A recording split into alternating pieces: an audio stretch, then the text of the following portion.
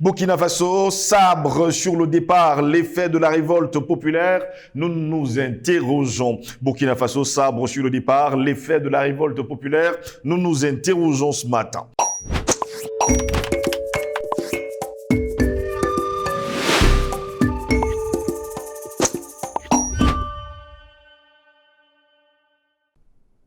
Mesdames, Messieurs, bonjour, très heureux de vous retrouver sur Panafricaniste TV, la chaîne de télévision des panafricanistes. C'est votre chaîne de télévision qui vous apporte le meilleur de l'information sur un plateau d'or. Bienvenue à toutes et à tous à cette autre édition de Parole panafricaniste. La France n'écarte pas un départ de ses forces spéciales du côté du Burkina Faso, le pays des hommes intègres.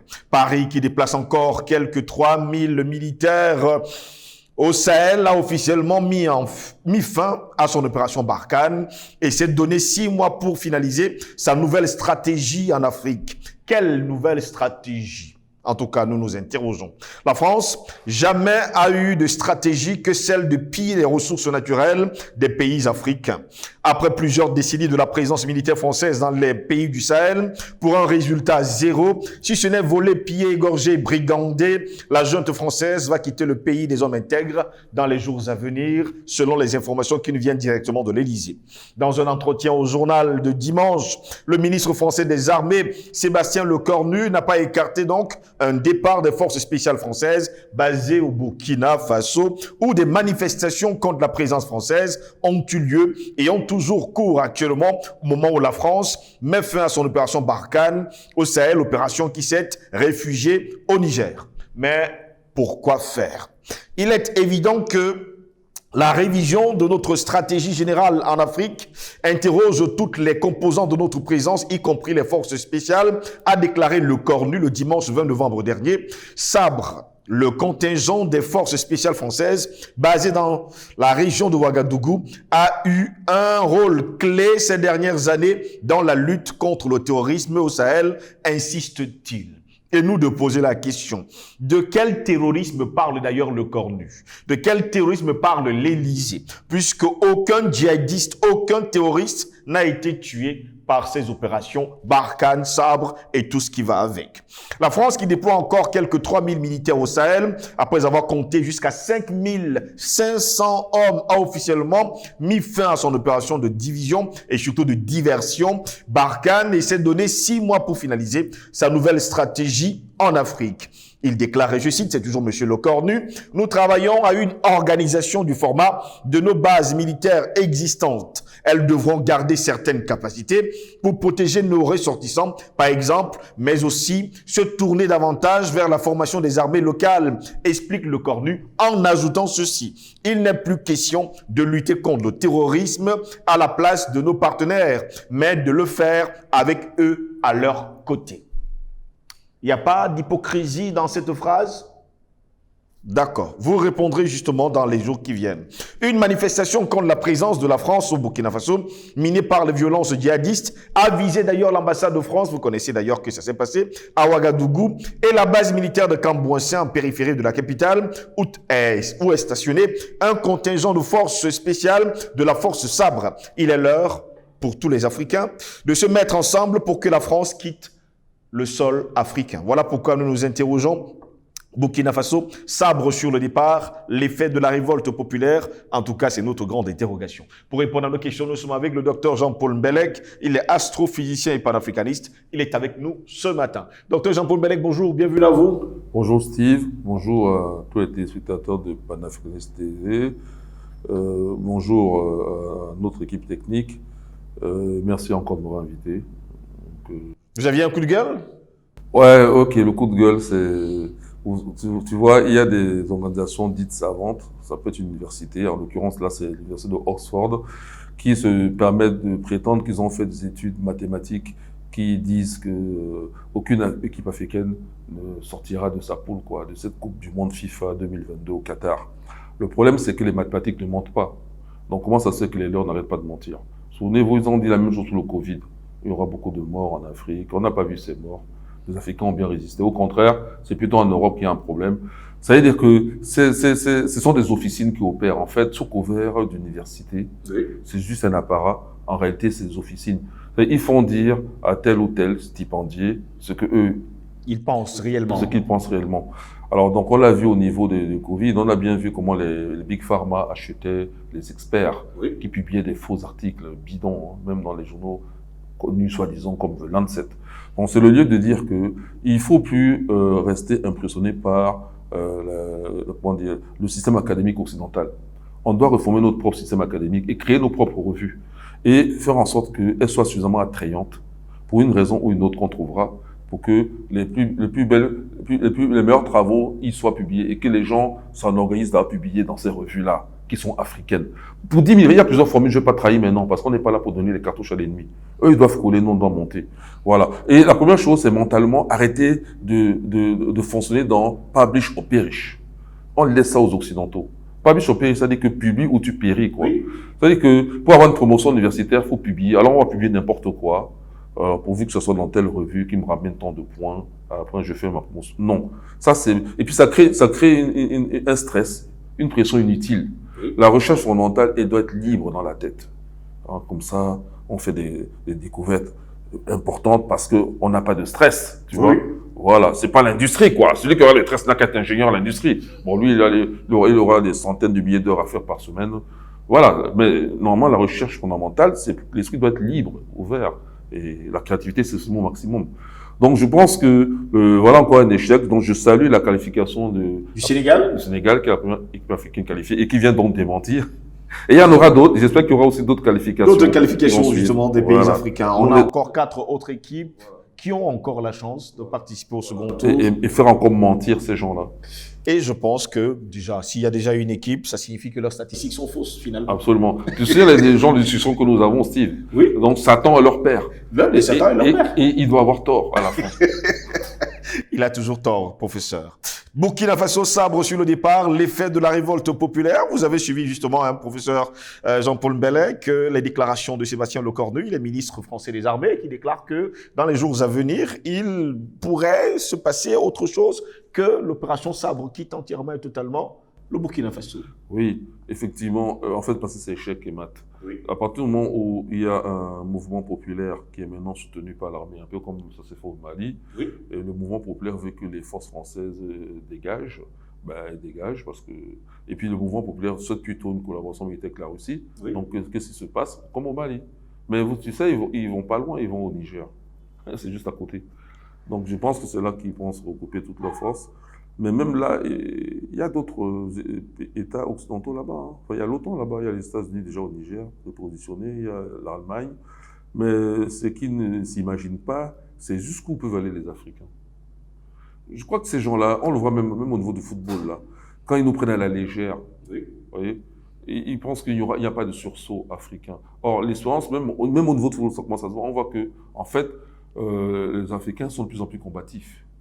Okay? Même au niveau du football. Oui. Je veux saluer ici la victoire, soit sur le Maroc contre la Belgique. Exactement. Voilà, c'est pas rien. Oui.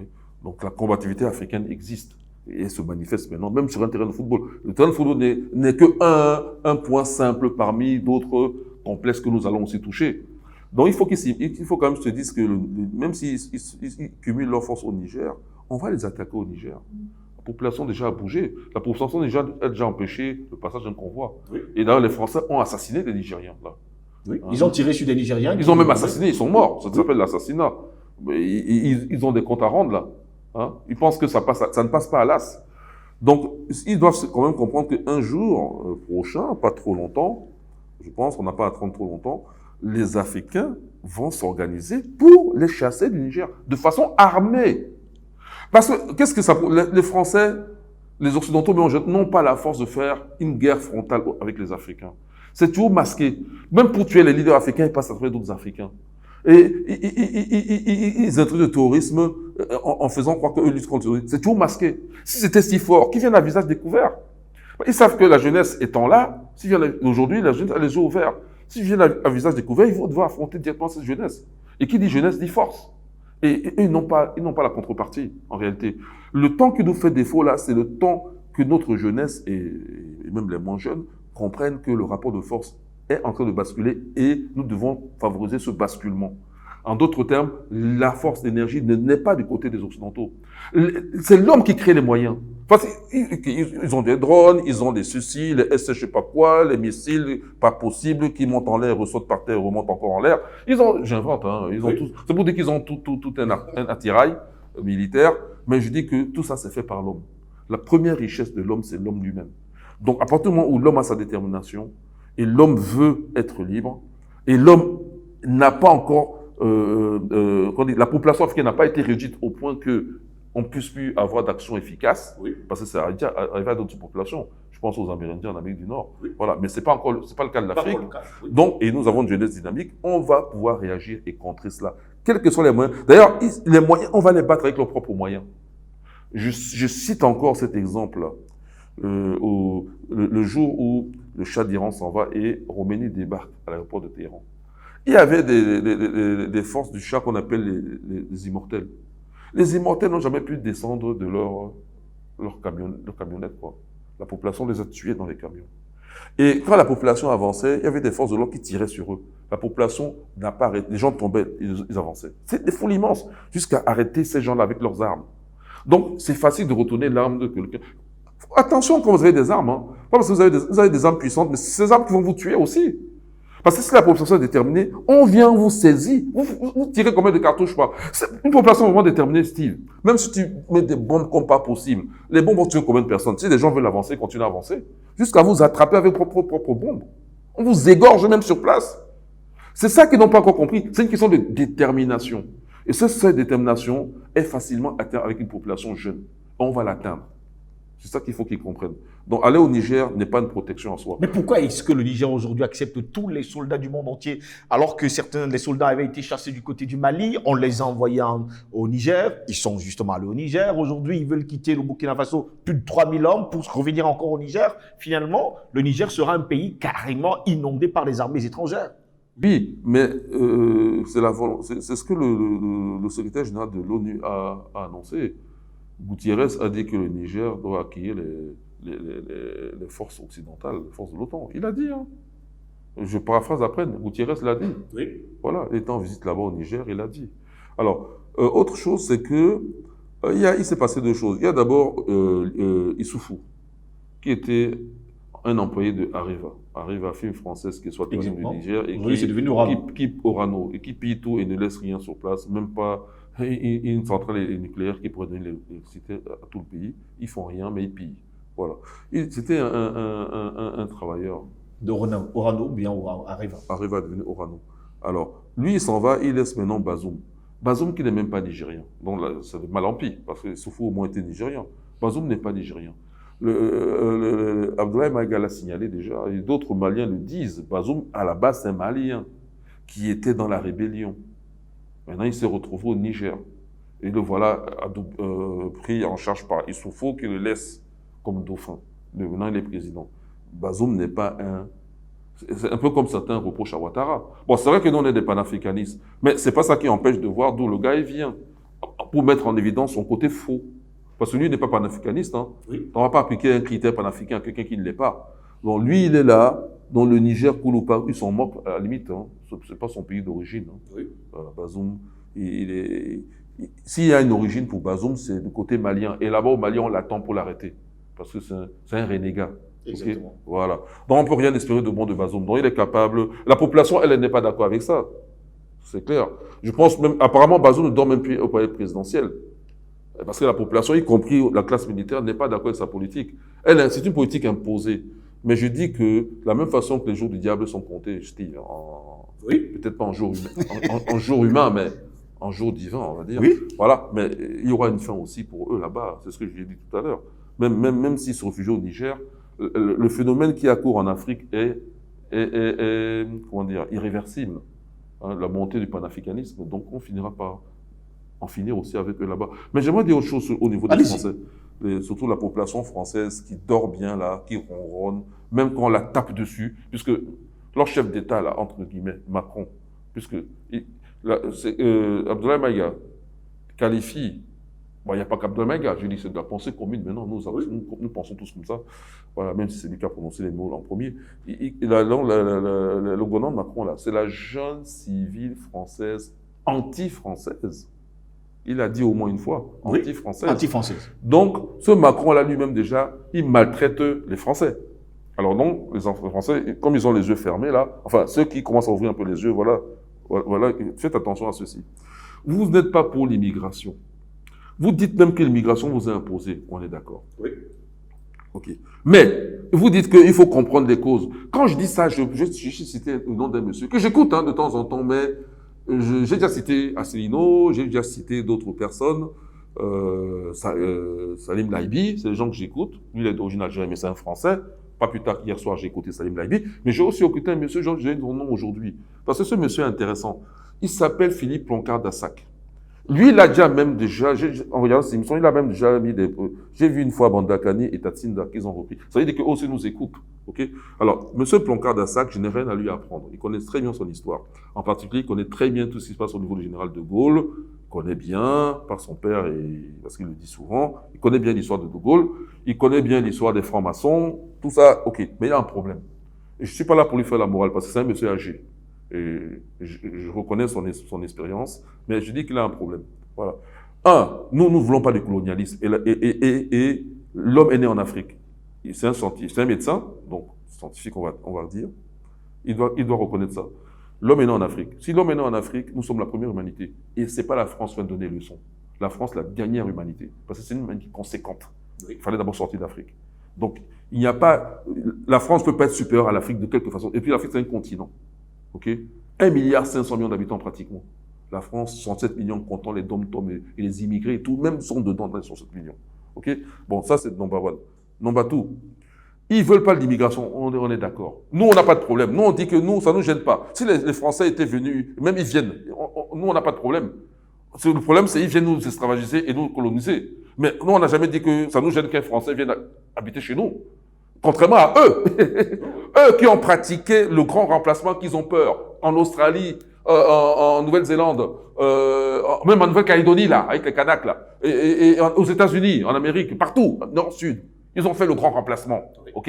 Voilà. Et Dieu ne leur a rien fait avec le grand remplacement, là. Il y a même des peuples qui ont été exterminés avec ça. Bon, ok. Maintenant, eux, ils ont peur de grand remplacement, que c'est eux qui ont fait. Les Africains n'ont jamais fait de grand remplacement.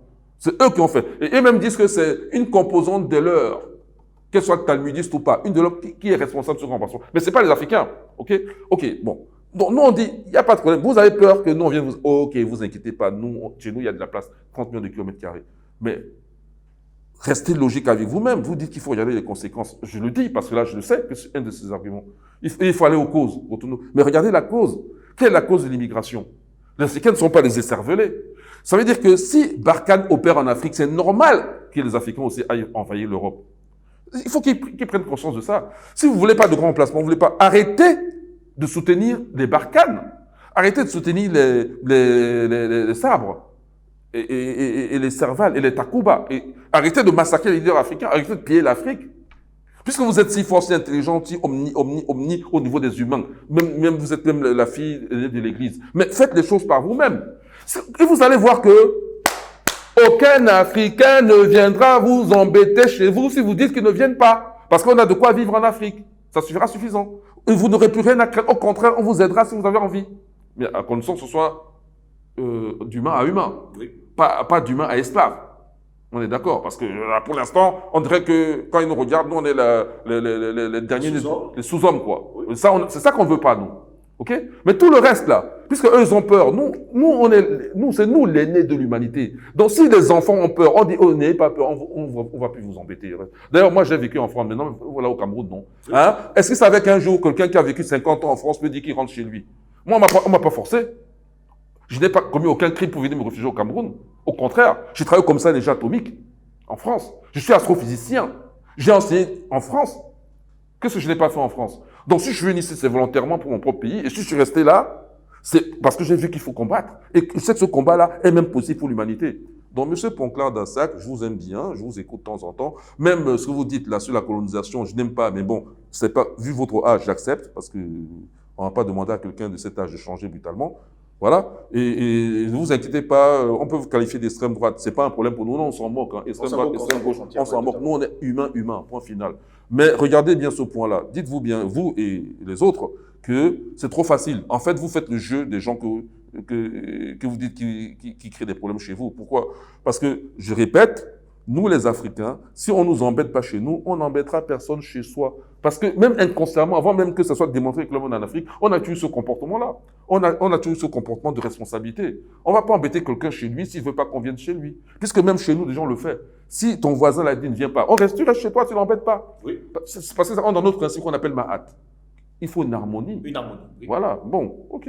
Donc, pendant ce temps, il faut préciser par ailleurs que Sébastien Lecornu déclare, et je cite, vous allez comprendre justement jusqu'où je veux en venir, nous travaillons à une organisation du format de nos bases militaires existantes et devrons garder certaines capacités pour protéger nos ressortissants, par exemple, mais aussi se tourner davantage vers la formation des armées locales. Est-ce la France qui doit former les armées locales africaines? Ça entre toujours un peu dans ce que je dis tout à l'heure. Oui. Voilà des gens inconséquents. Oui. Ils n'ont qu'à nous foutre la paix, non? Nous sommes des sous-hommes. Ok, restez hommes là-bas. Laissez les sous-hommes se débrouiller en sous-hommes. Est-ce qu'on vous a demandé de venir faire notre promotion de hommes à sous-hommes? D'autant plus que cette promotion, c'est notre massacre, quoi. Oui. C'est nos souffrances. Donc, laissez-nous en l'état de sous-hommes. On ne vous demande rien. Mais le djihadisme, là, nous, on ne connaissait pas. C'est vous qui nous avez amené le djihadisme. Et même le mot, on ne connaissait pas. Le terrorisme, c'est vous qui nous amenez ça. Donc, foutez-nous la paix. C'est tout ce qu'on demande. Votre formation, on n'en veut pas. Si c'est pour former, on a les compétences suffisantes pour nous former. Ok, hier, on était des sauvages barbares, on ne connaissait rien. J'accepte. Mais moi, je suis l'esprit mathématique, Steve. J'accepte l'hypothèse. Maintenant, on raisonne.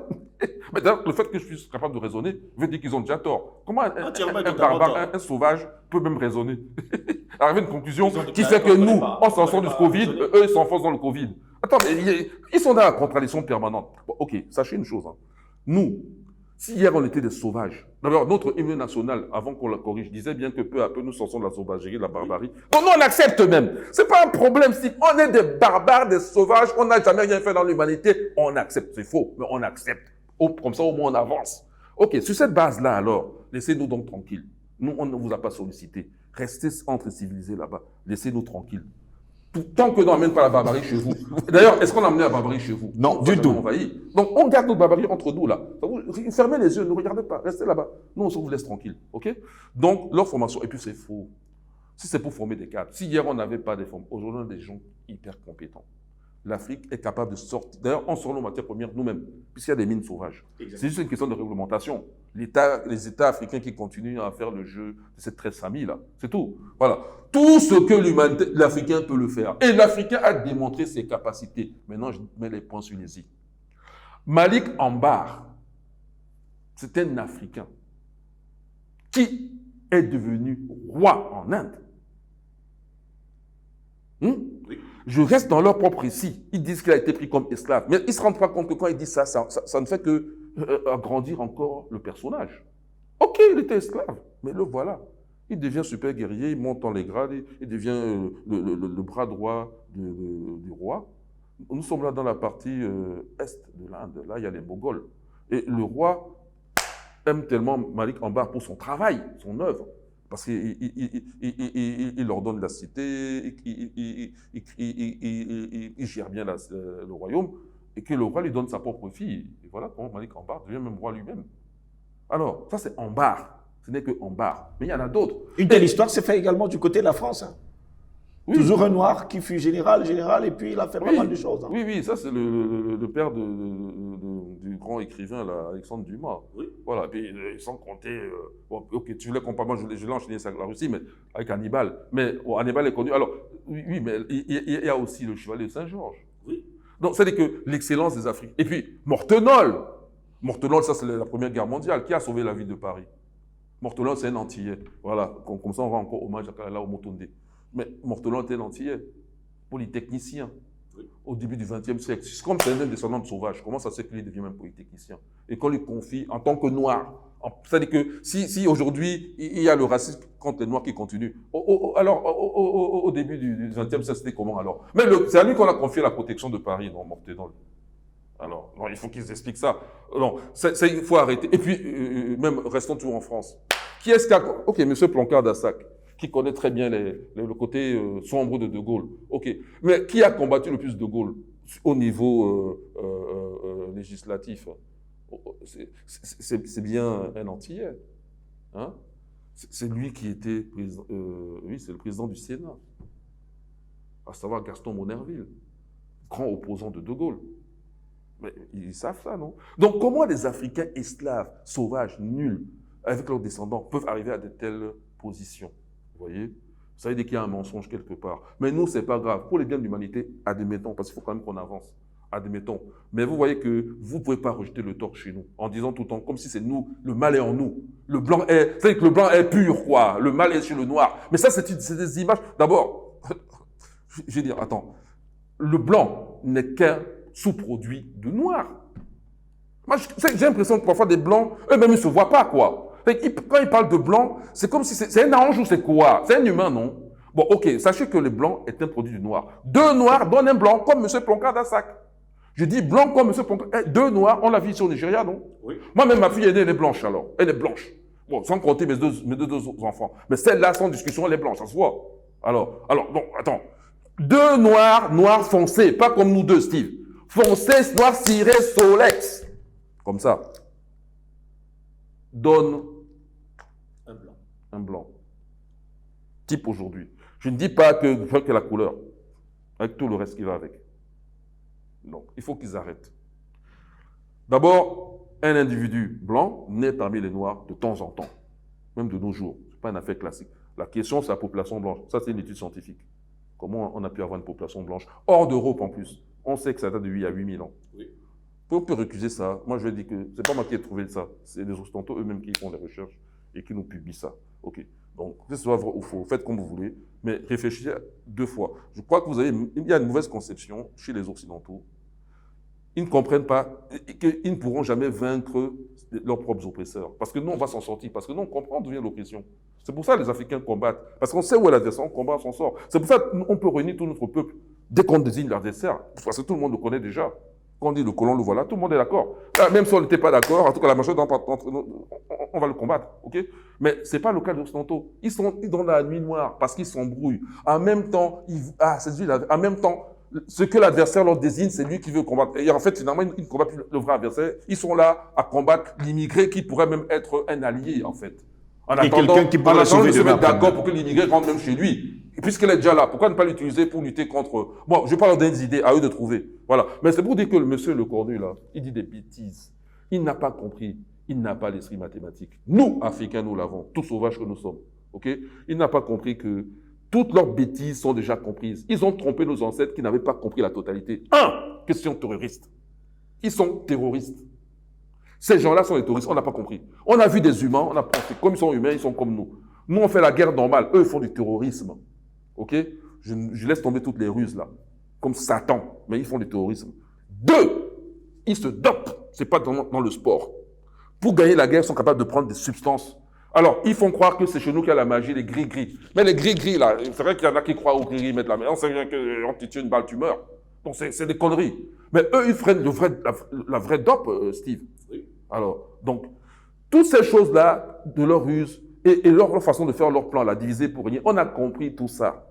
Donc, ils ne peuvent plus jamais nous vaincre. La seule façon qu'ils auraient pu faire pour nous vaincre, c'est que nos populations soient réduites jusqu'à un seuil critique où elles ne se renouvellent plus. Or, ce n'est pas le cas.